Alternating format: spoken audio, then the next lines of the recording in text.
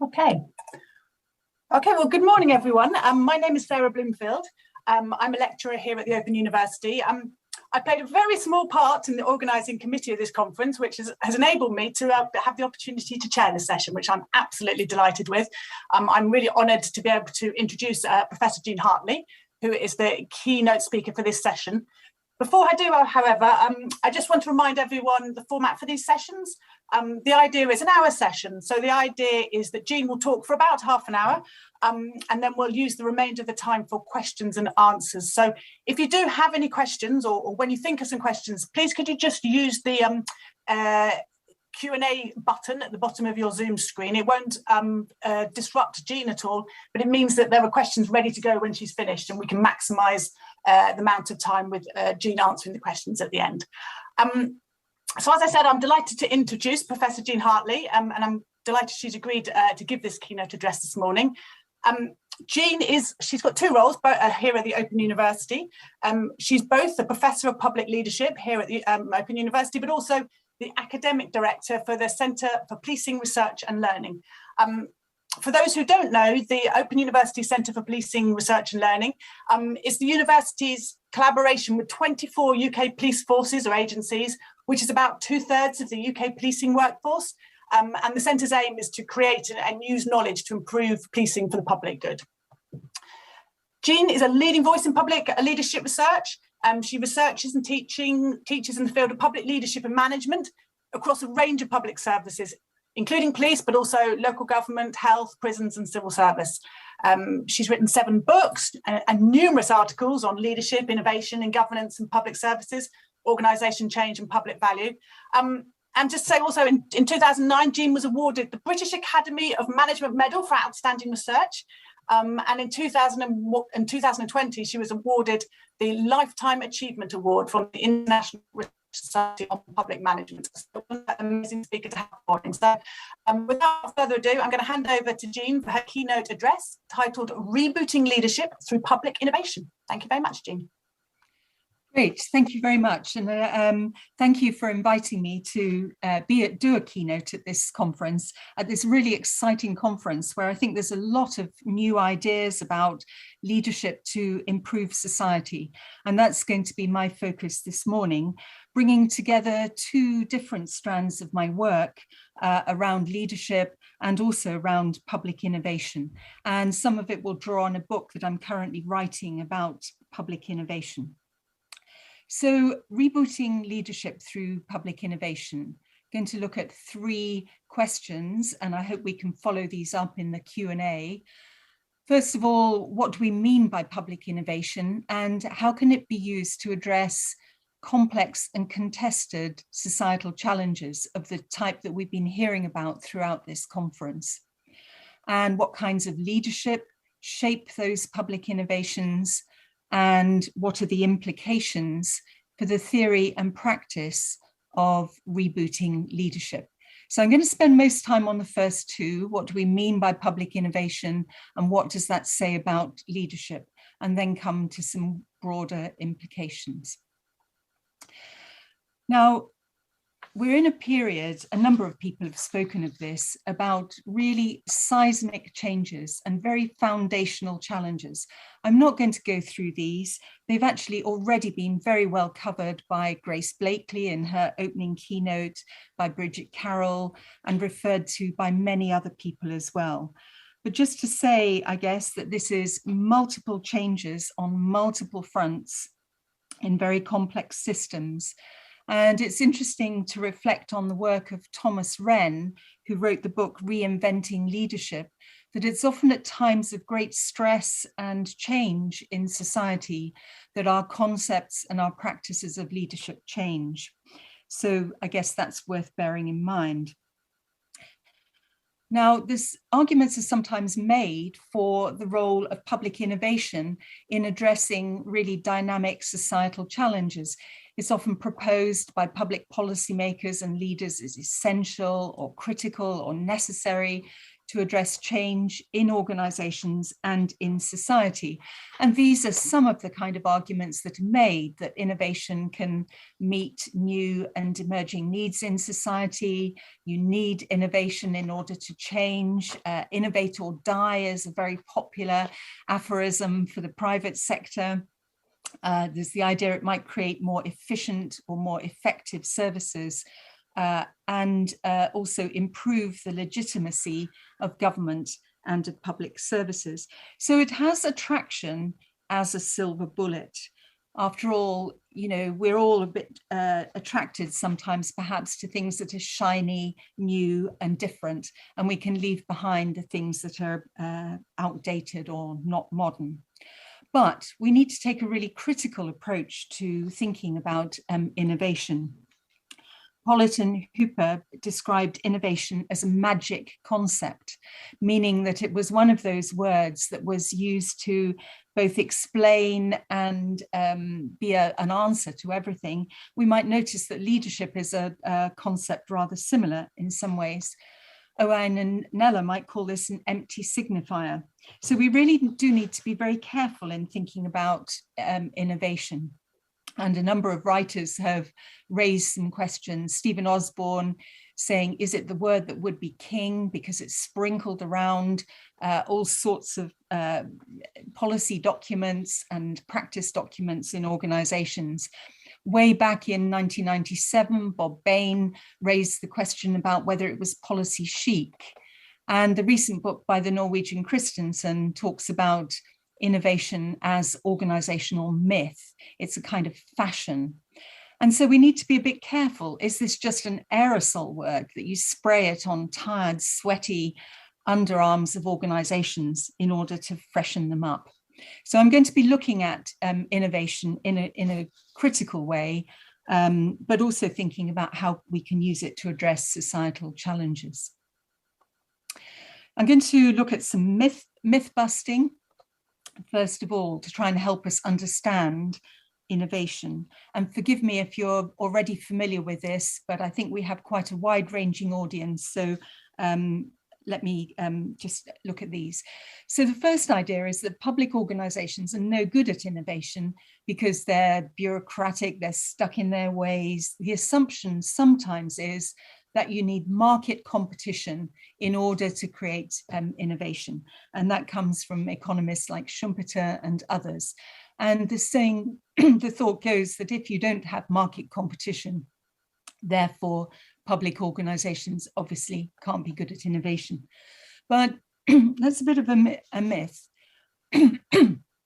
pardon me, because actually the internet, one of the most fundamental and radical pieces of technology that has completely turned our world upside down in many ways, was actually invented by the public sector. And on this screen also at the top, there's another innovation that comes from the public sector, which is the Open University itself, developed by the Wilson government.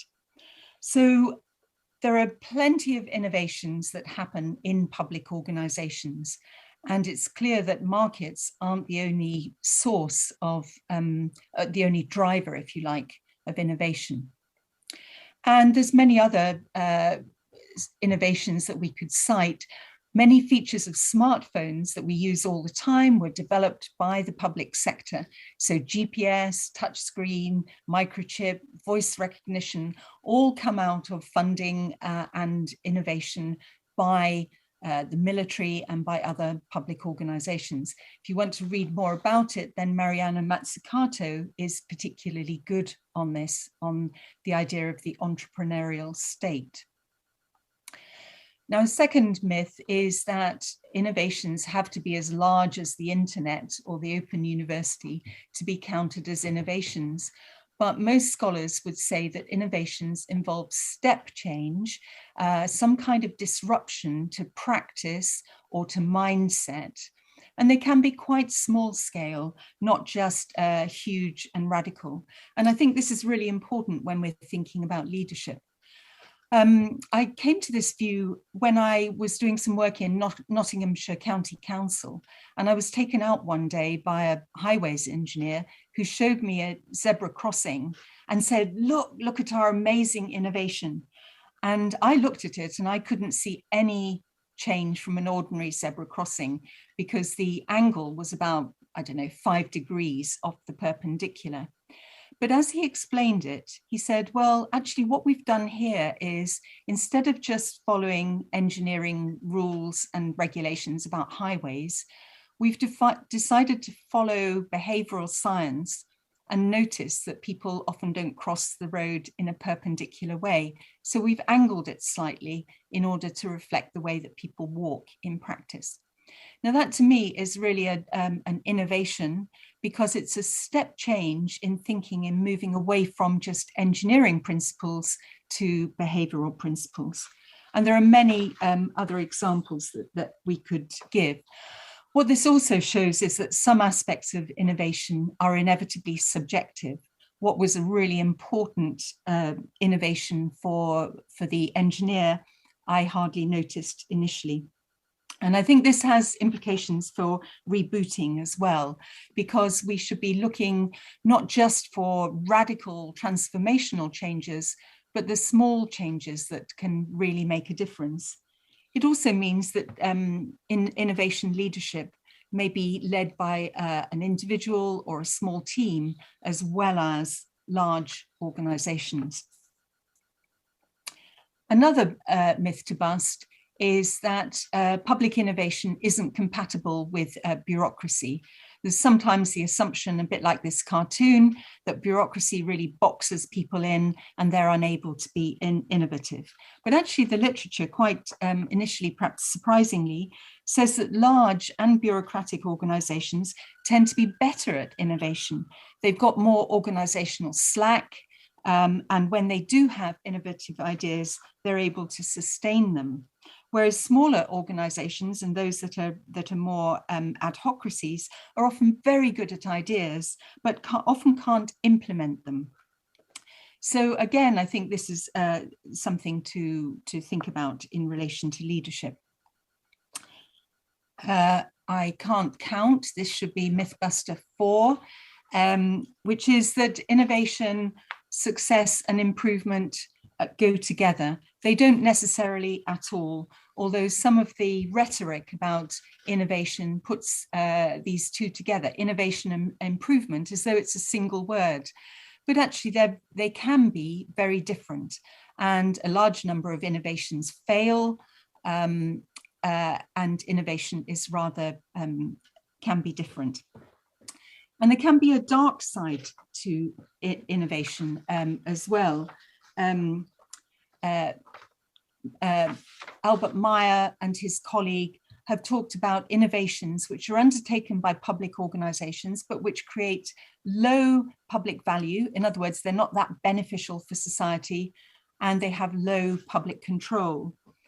Grace the other evening talked about the problems of outsourcing, which you could see as a public innovation, which has actually left us with low public value and low control.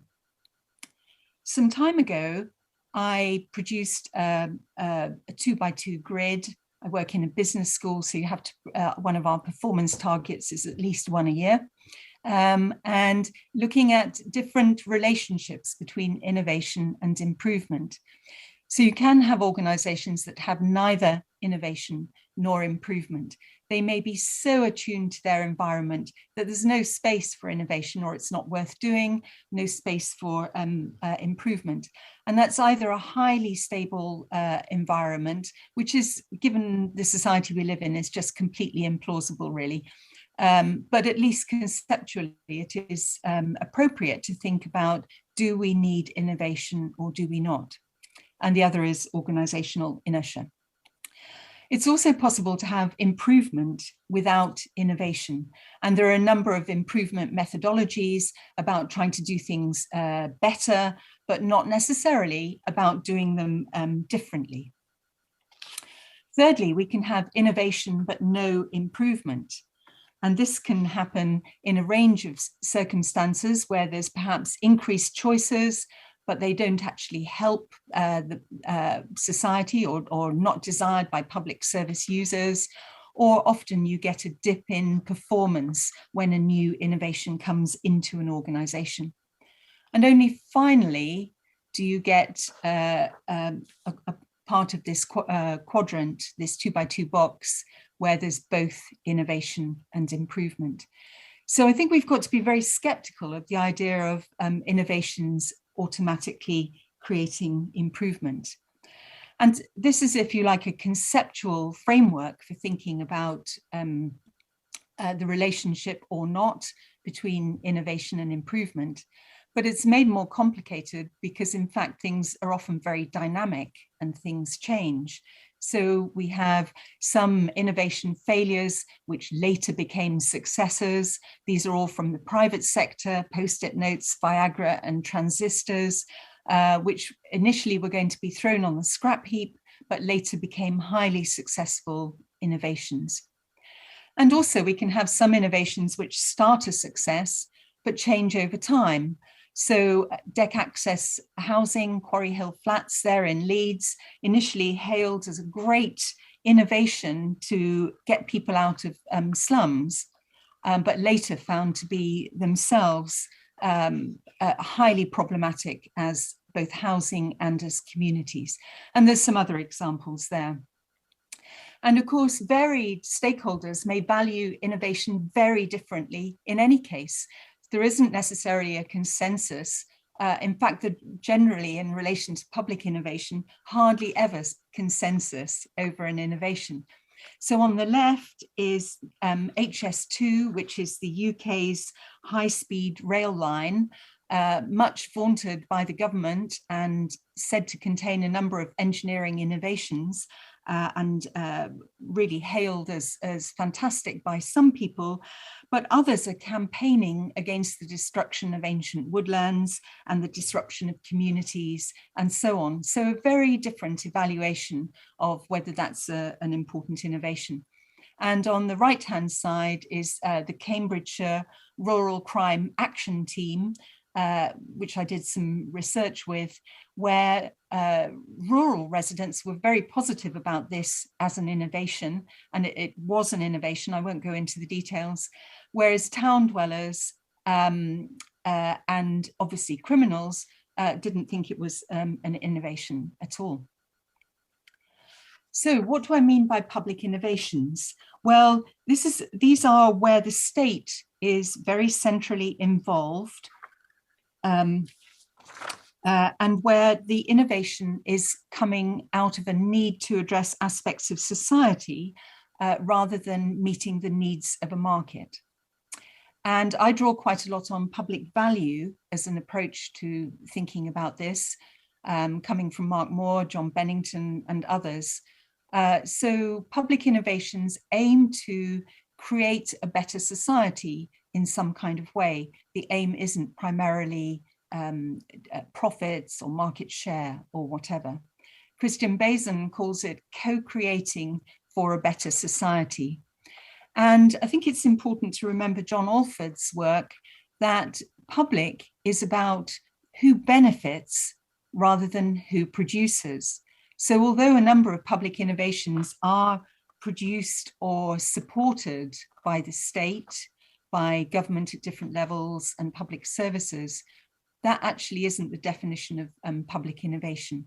And there's a number of innovations that may come through social innovation, social movements, and so on.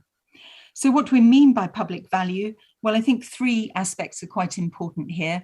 Firstly, what do the public value? What do they think is important and want to prioritize is one important dimension. But John Bennington adds a second dimension, which is what adds value to the public sphere. And these are values about what makes a better society: justice, ecological sustainability, transparency, the rule of law, whatever it is we as a society believe are deep normative values. And this is really important because it's not just what the public value, because that then the second dimension helps to avoid majoritarian preferences and also tries to ensure that public value is assessed not just in terms of current citizens and society, but what's going to benefit future generations as well. Now, thirdly, and importantly, John Bennington adds that it's a contested democratic practice. In other words, we don't all agree on what public value is, and it needs to be talked out or argued out in a range of different arenas to try to come to some degree of consensus to enable action to happen. That's my review of public innovations, and I'm now going to turn and think about what is the role of leadership in public innovations. I'll be happy to answer questions on all the stuff about public value and public innovation when we get to it. So what might be the role of leadership in public innovations? Well, first of all, I hope this very brief gallop through public innovation helps us to see that leadership may be undertaken by individuals and groups in small scale, step change innovation, or it may be by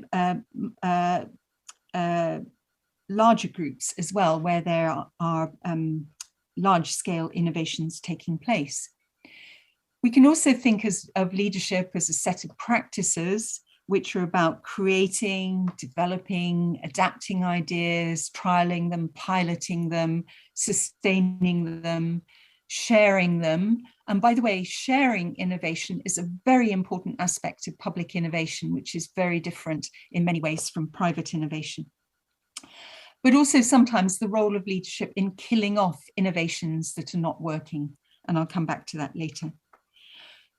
We also need to think about leadership through particular institutions, especially where there are large scale or widespread or long-term innovations, notably, but not exclusively, state organizations. And by that, I mean government at central, devolved, local, even parish level, and public organizations.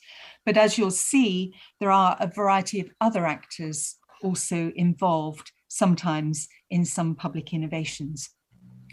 So I'm going to look briefly at 4 different roles of public actors in public innovation. And as I've said, the state is very centrally involved, but others too. So, and I'm going to look at 4 roles, if you like. One is public organizations as owners, as funders, as orchestrators, and as sense givers. As owners, it's important to recognize that the public sector really is big business in whatever way you want to think of it. And Grace Blakely referred to this in her keynote. Along with big corporates, the state is a really important reservoir of resources, if you like. It's partly in terms of GDP, large employment within public organizations, the NHS seen as one of the largest organizations in the land. But the public sector is also a large landowner, estate manager, and so much more. And we could give lots of facts and statistics about that, but I hope you'll just take that point. And if you think, many towns across the UK, certainly maybe in many other countries too, it's often the local authority, the hospital, and the university, which are the 3 major employers in any locality. So as owners, the public sector has a key role to play in trying to create prosperous and fair societies, although politicians obviously have very different views about what that means and whether they wish to go for a small state, a welfare state, or whatever. But certainly, I think there's a key role there.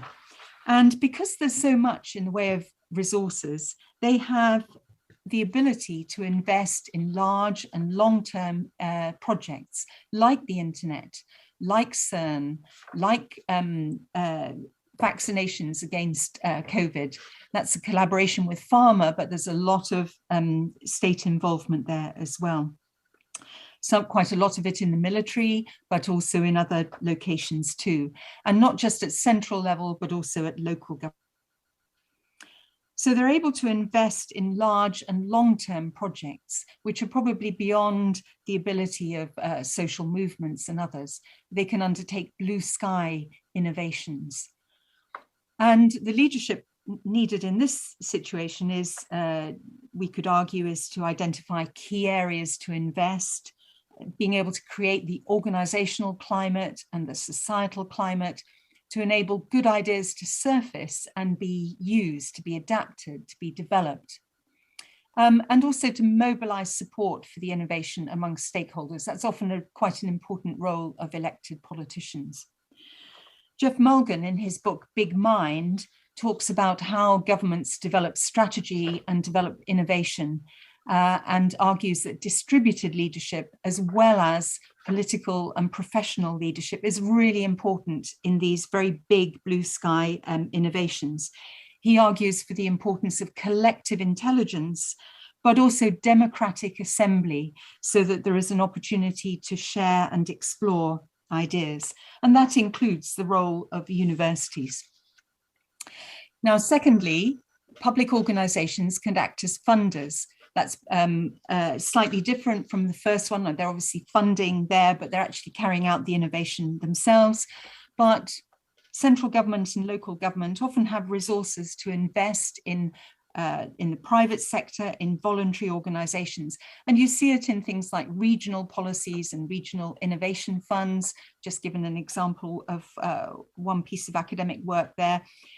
Innovation policies and resources to support entrepreneurs, to support social enterprises, to give grant aid to small voluntary organizations to enable them to innovate and so on. They also fund the outsourcing and privatization of public services, although we might note, as Grace did, and as I do in some work with Gary Bandy, that this can actually reduce innovation because of the pressure on efficiency and so on. So the role of leadership here is around horizon scanning and strategizing, commissioning work, and asking questions about whether these grants and policy initiatives are actually creating public value. I wanted to give just one example of funding, quite a small scale example initially, but this is Cycling Without Age in Denmark, which was started by a volunteer who noticed that elderly people in Copenhagen who were in care homes really missed getting out and about. And of course, most of them were used to cycling in their younger days anyway. So he set up an organization with the aim of trying to get people out and about, and proclaimed that all elderly people had a right to wind in their hair. And so he set up and organized a whole set of volunteers to go out on these little bicycles that you can see, taking people out and about around Copenhagen, getting them out, reminiscing about where they used to live and so on. This has now been spread around many countries around the world, but the infrastructure is funded by local authorities while the work is done by volunteers. Thirdly, then, the role of public organizations as orchestrators, as conveners of the public. They traditionally claim, we can be skeptical of some public organizations and some governments, of course, but certainly they traditionally claim the authority and the legitimacy to speak for the public because of the democratic processes which led to their establishment and their continued governance. So public organizations can often bring together people and engage a wide range of stakeholders in a way that is sometimes more difficult for other kinds of organizations, although many voluntary organizations are also able to do that. It's not exclusive or a monopoly of the public sector.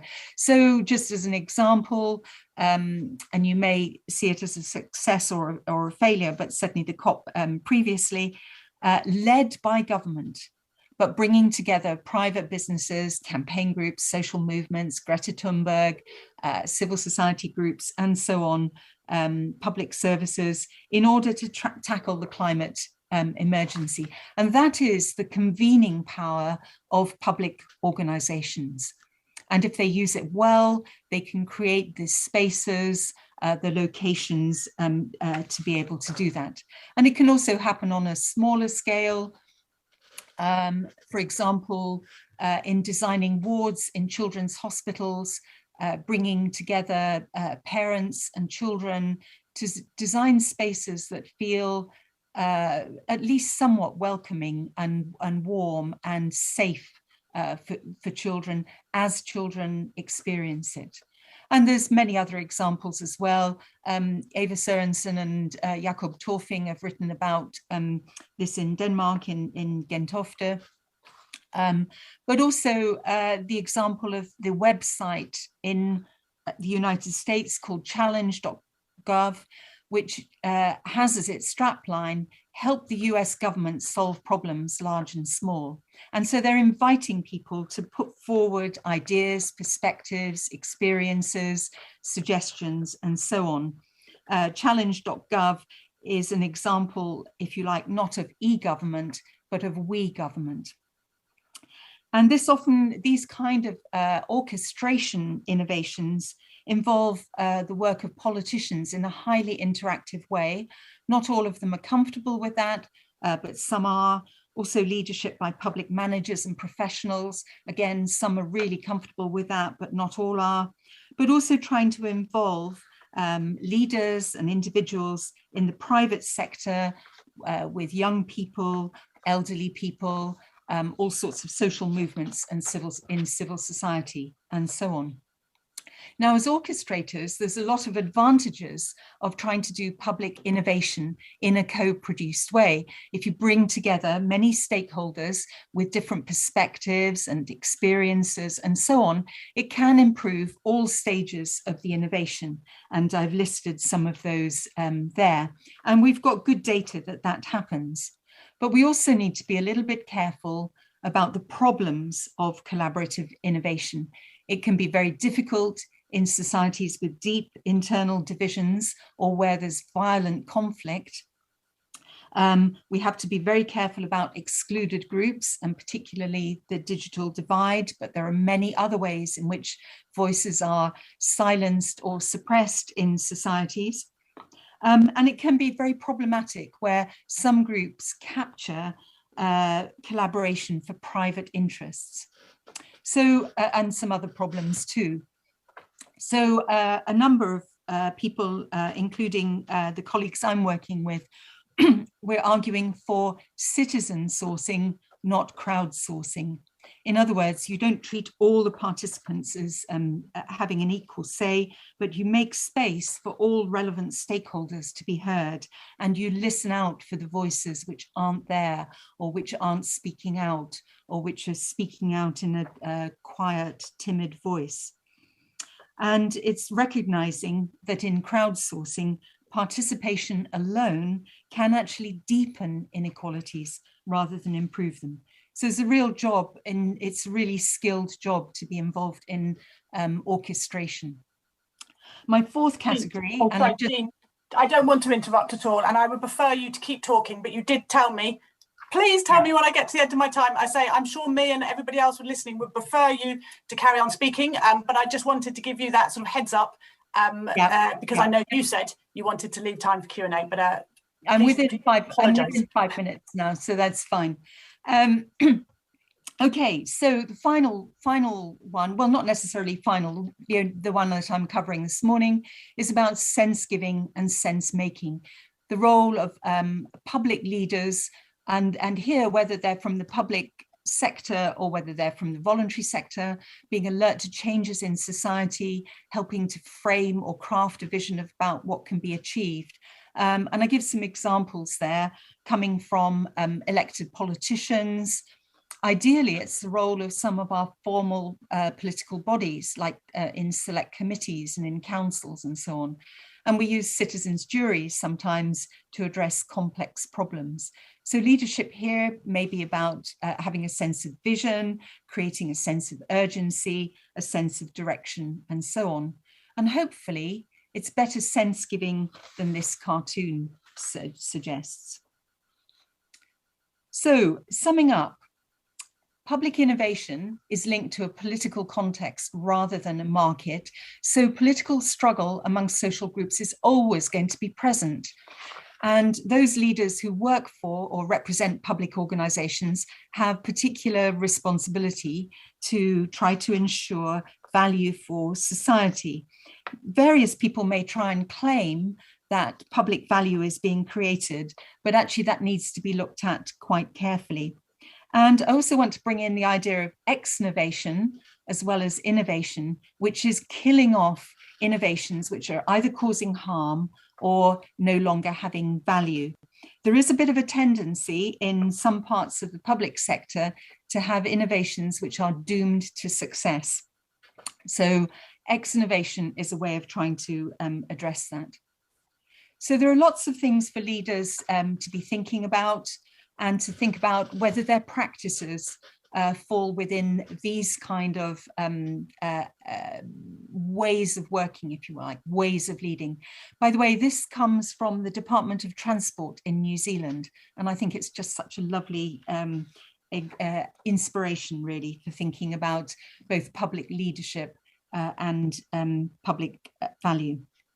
Finally, then, what are the implications for theory and practice? And coming back to this idea about rebooting. Politics is ever present in public innovation. I hope that's come across. And so therefore public value, both processes and outcomes, are central.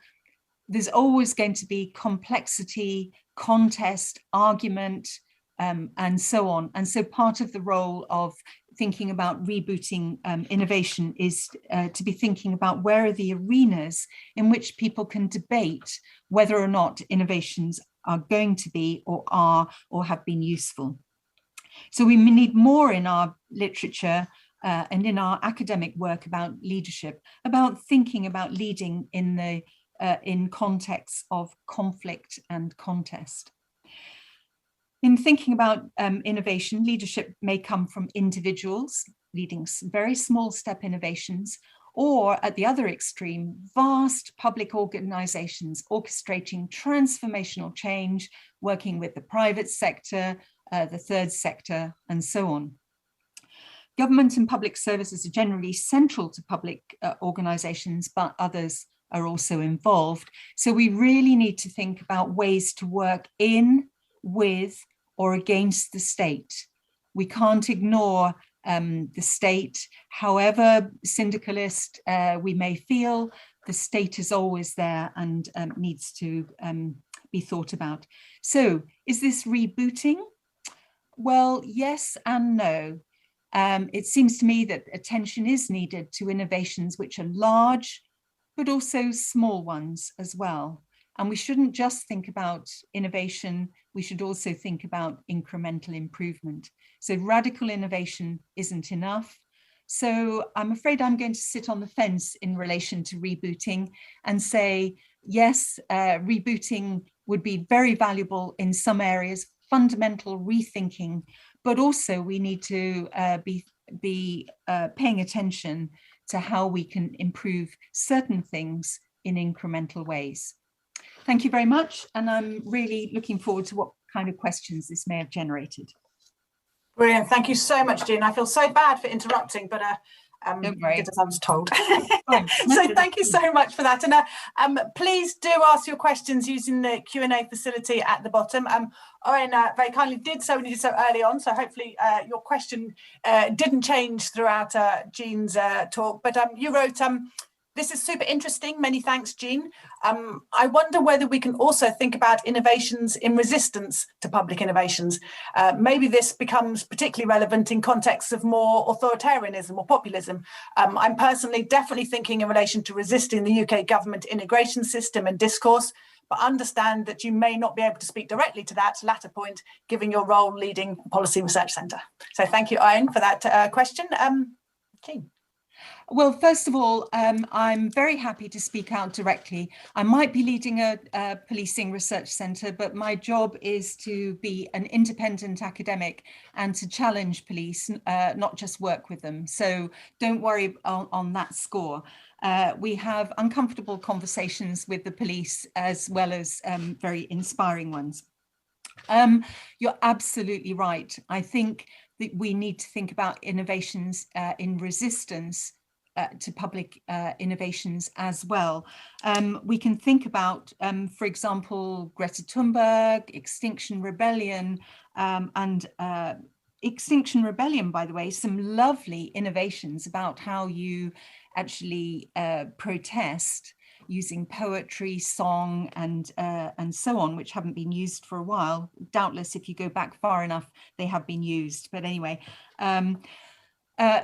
so yes, definitely, this is about resisting and telling the state to hurry up, if you like, in its approach to climate change. But also, you're absolutely right in relation to authoritarian and populist regimes. And that's why in my last slide, I talked about thinking about ways to work in, with, but also against the state. That is really important. So I love your question. And if I had more time, I would really like to develop that further. Thank you, Owen.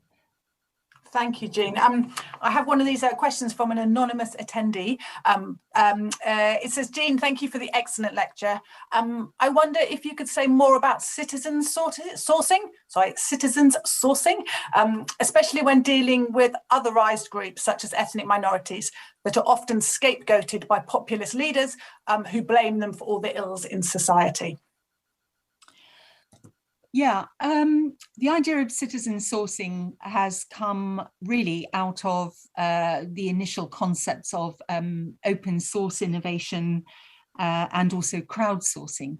But it's giving a particular, if you like, democratic spin on those two. So open source innovation has been really popular in private sector innovation as ways to draw on the ideas and expertise and so on of users of products and services. And obviously we know crowdsourcing as well as a way of developing collective intelligence. Citizen sourcing is really starting from the point that in any society, voices are not, they ought to be equal in theory. In a democratic society, they ought to be equal, but we know in practice they're not. And therefore, citizen sourcing is about saying, as we open up our ideas for, as we open up a particular challenge or problem to ideas from citizens, let's really think about who these citizens or who these groups are. And is their voice over dominant or too quiet? Do we need to go out and try and reach what used to be called hard to reach groups? It's perhaps a bit unfair, but groups who don't normally or usually have the confidence or the ability to participate in democratic assemblies and so on, and think about what is needed to help them participate. So there's a whole set of techniques about thinking about that. I can give you a couple of sources if you want to email me separately about that. Brilliant, thank you. And while we're waiting for some questions to come in, I've got a kind of micro question. I loved your 2x2 matrix. I love the fact you're in a business school and we had to have a 2x2 matrix, and it brought up questions I had, and then you went on to explain it anyway about how innovation for some, when you're in a public sector and you have all these different stakeholders, what some see as innovation, some see as bad, and that whole definition of what's good when you have so many stakeholders. I've worked with one of the organisations of the public sector as a landowner, and I just wondered from your experience whether you have any advice about how to kind of get that innovation through, because you can have that innovation, but to how to make it happen. I know that's a massive question with something like HS2 and all the issues, but from your experience research learning, is there any way that you would advise? Are you saying how do you create and build innovations in public organisations like a large landowner, as you're mentioning? Is that? I guess I'm getting from the difference from having the innovation to actually getting the innovation put in place, I suppose, because you can have these innovative ideas, and you can have the environment where the innovative ideas come up. But whose job? I mean, presumably it's the job of leadership to actually make them happen, and that's where I see the issue, that to make it happen in practice. Yeah. Well, one thing I didn't mention is that innovation needs to be more than creative ideas. That's just the start of a process, but actually to be an innovation, many scholars would argue that it needs to be implemented in order to really count as an innovation. Otherwise, you're just in the creativity phase. And there's lots of advice and lots of views about how you think about what's sometimes called the innovation journey, from creativity, perhaps through piloting, doing some formative evaluation, rolling it out more widely, and then sharing it across other similar organizations in the public sector. So, for example, if you have a really good innovation in medical treatments in one hospital, you don't want to set up copyright and patents as you might in the private sector. You would want to try and share that, and so on. Now, that set of phases, creativity, piloting, implementing, adapting, diffusing, sounds a bit too logical and rational. And many people would say that innovation is a lot more iterative and serendipitous than that. And indeed, in the public sector, you can have the announcement of a new innovation as though it's happened, often by politicians, which have public managers then scrambling to say, well, what on earth is this? How are we going to invent this? So it doesn't necessarily go from creativity through to diffusion. But there's a lot written on that, and that's probably a lecture for another time. But there are differences between, I will just say, there are differences between public and private innovation in that respect. A lot of the management literature has been written as though the innovation happens just within the organization, or with in open sourcing with customers. But actually, for the public sector, you have to think about users, advocates, taxpayers, and others.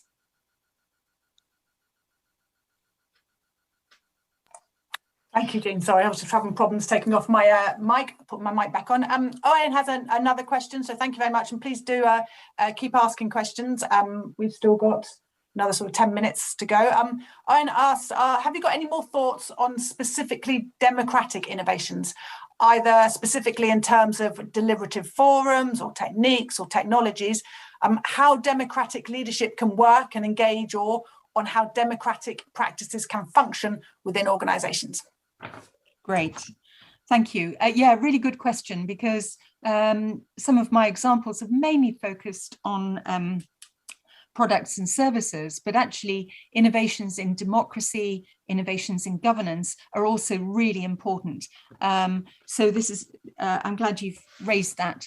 Actually, we've got lots of examples of democratic innovations, the Welsh Assembly, the Welsh Senate these days. Some people would say the Scottish Parliament is an innovation. Others would say it was just abolished many years ago and is simply a reinstatement. But also things like using citizens' juries, other forms of assembly, and so on. There are people who do a lot of work on this. Arkon Fung at Harvard, for example, does a lot of work on that. And I think there's less about how democratic innovations happen within organizations. It's, from what I know and I'm thinking about, it's much more about, if you like, the democratic institutions of society rather than within organizations. But we can go back to, do you remember the days of when people talked about industrial democracy? gosh, that's really dates me, doesn't it? But Keith Grint will remember as well. So where we were actually really talking about how do you democratize private sector innovations. It's rather gone off the agenda at the moment, but I hope some of the work of Reef and others is bringing it back into focus. Not sure I've answered that very well, but I hope that's a useful thought. Maybe Owen will come back, because I'm noting there aren't any Q&As in the box at the moment, so I'll give it a minute to see if anybody comes back, or Owen comes back on that one. Waiting. What's next for your research while we're waiting, Jean? Have you got another book on the horizon? Yeah, I'm writing a book at the moment. It's called Valuing Public Innovations, and I'm writing it with Rolf Rønning from Norway, Lars Fuglesang from Denmark, and Karen Guyen from the Netherlands. So there's 4 of us working on it. And we're looking at, we've got a whole set of chapters, but we really feel that public innovation has come of age. There was a period until probably about 10 years ago where public innovation was seen as really the poor cousin to private innovation, that all the really good ideas about how you create and manage and evaluate innovations were happening in the private sector, and the public sector was trying to catch up. But I think that's very much changed, and there's a recognition that public innovation actually has its own literature now, its own frameworks and so on, to really understand much more about how you bring about innovation in the public sphere. So not just within public sector organizations, focusing much more on improving society, if you like, whatever we mean by improving, but creating a better, fairer, more transparent, more democratic society. So that's really come of age, and that's what we're writing about. And actually, when we go back and look at the very early work on innovation, it's incredibly interesting that most of it actually was about public innovation, and the private sector interest, academic interest in innovation actually came later. So it's really quite interesting rediscovering some of the early work on public innovation. When will the book be published? When can we look forward to that? Well, maybe I won't ask that. Maybe I'll ask Nathan's question instead. No, it's due to go to the publisher in February, and who knows. So look out for Valuing Public Innovation. There's Brilliant. My little the question is, Nathan has now asked a question. Nathan Harter. Public actors are constrained by law, among other things, including constitutions. At that level, innovation seems to have been entrusted to a small number of professionals, e.g. lawyers, judges. Can this process be democratized to enable more innovation? I think your guess is as good as mine, Nathan, on this one, but why not? Why? Obviously, laws are created in parliaments and in assemblies, and bylaws in councils and so on. So if we as members of the public campaign to try to get laws changed, then maybe that will free up ways to enable more innovation. However, there's also some quite interesting things happen. So I really hope that will happen, Nathan. But I also want to tell a very interesting story that came from when Jeff Mulgan was, this is under New Labour, and Jeff Mulgan was at the policy strategy unit at number 10, and they had a very big push on innovation at that time. And the Department of Education, or Education and Families, whatever it was then, decided that they would suspend some legislation if teachers wanted to innovate in relation to education. And what was really interesting was that a number of teachers and schools applied to have legislation set aside so that they could be involved in certain types of innovation. But it turned out that there wasn't legislation anyway. They were perfectly entitled to do what they wanted to do. And it's what can sometimes happen in organizations, I recognize it in my own sometimes, what you might call policy creep, that people say, oh, you can't do that. Policy says you can't do that. And you dig around a little bit more and you find there isn't a policy, but it's just become accepted culturally within the organization that's the way we do things. And so you can't possibly innovate in that way. So maybe we need to test some of these boundaries a bit more. Brilliant, thank you. Are there any other questions? I know we've got officially 4 minutes left of your time, Jean. I'll wait to see if any questions come in, but I don't know whether you have any sort of, oh, hang on, got a last minute one come through.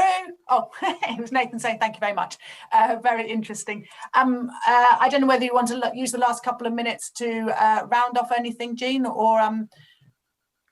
Yeah, okay. So I think in the leadership field, we haven't really joined, is it okay to say this or not? Let me put it as a proposition. Have we sufficiently joined up these two areas of leadership and innovation? And have we done enough really to reflect on and address the fact that innovations are often contested and that there's conflict and power and politics around innovations?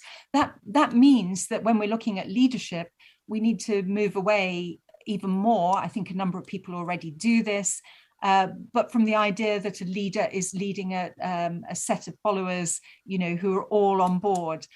There may be a lot of contest and conflict there. I think the other thing is to think about what kind of methods we use in leadership studies. We're dealing with really complex issues, multiple stakeholders, change taking place over a long period of time, innovations happening, pushback, adaptation, and so on. So actually our methodologies need to reflect this. And I would like to see more action research, more co-research, more studying of leadership in real time, because I think if I can be a bit provocative, perhaps we have too many studies of leadership which are post hoc and often by the leaders themselves, who obviously are creating a particular narrative.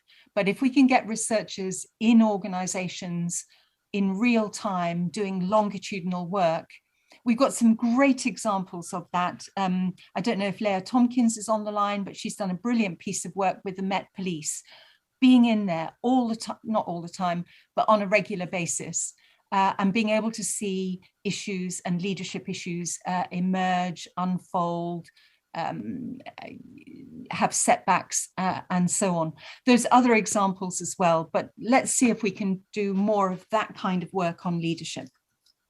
Brilliant, thank you. I'm conscious we've got one question, and I don't think it's going to be a quick question to answer, but one more question stuck in. We've got 1 minute left, and Gary Walpole asks, how much does organisational power impede officers to innovate?